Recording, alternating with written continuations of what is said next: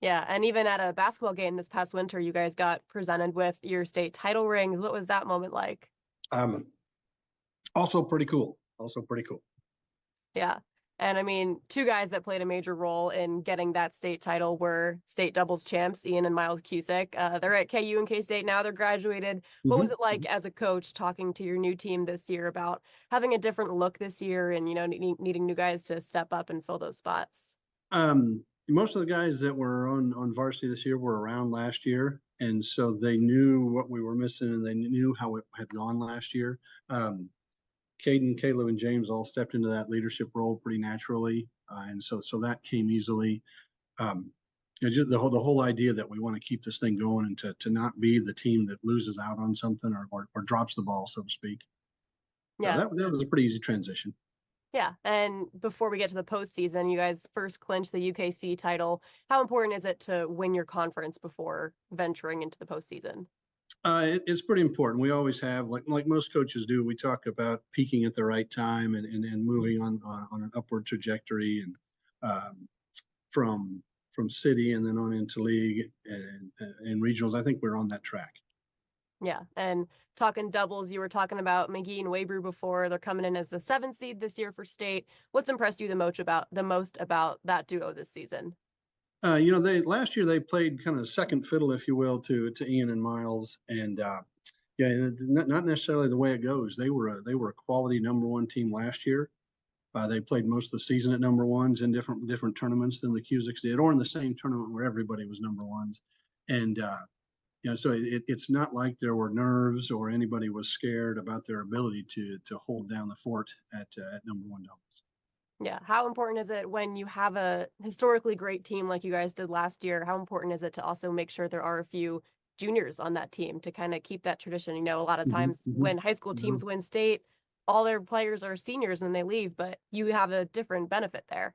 Right, right, absolutely. Those guys are seniors. The flip side though is uh, to regionals this year, we took five seniors and one junior. And so, next year we're going to be pretty inexperienced in that sense.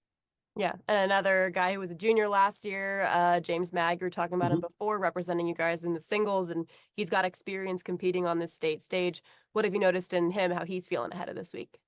I think he's feeling good. He had a really nice third place match at regionals. Lost the first set 1-6 to Patrick Lacey from Aquinas, and then played some of the best tennis that we've ever seen to come back and win 6-4, 6-4.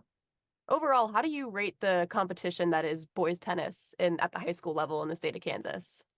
It's pretty impressive. My sons played back in the day, and people would come out to watch them play, and it was always like, "Whoa, this is high school tennis," and they were amazed at the quality, the level of play, and the fact that we don't have officials out there because you got 18 courts going at crossover, and you don't have any officials. The people are usually amazed at that process too.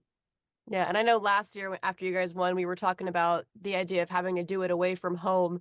Same thing happening again this year. What do you tell your team going into a away mindset?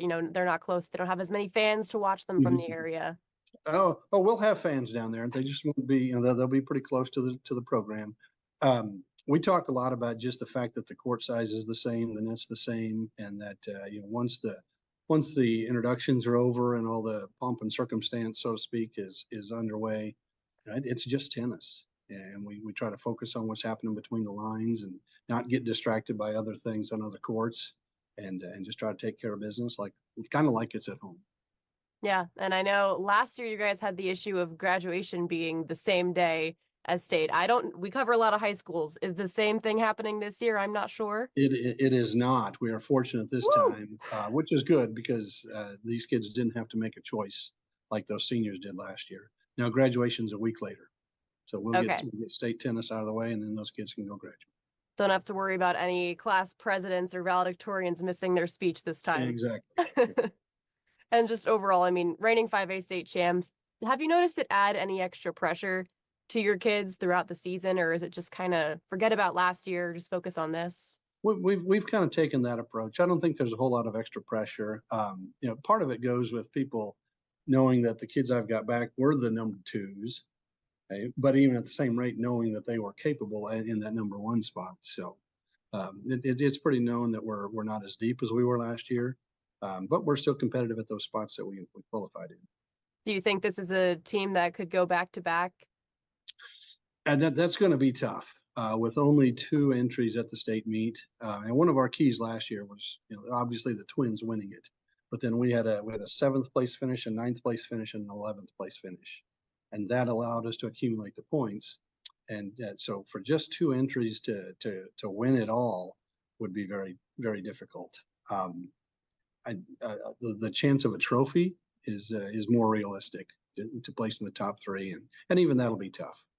There's some good competition down there, and there's some teams that qualified everybody, and that gives them a huge advantage in the scoring.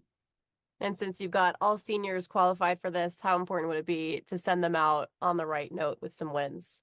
It would be nice. It would be nice. And whether it's a team trophy or one of the things we stress a lot also is winning that last match.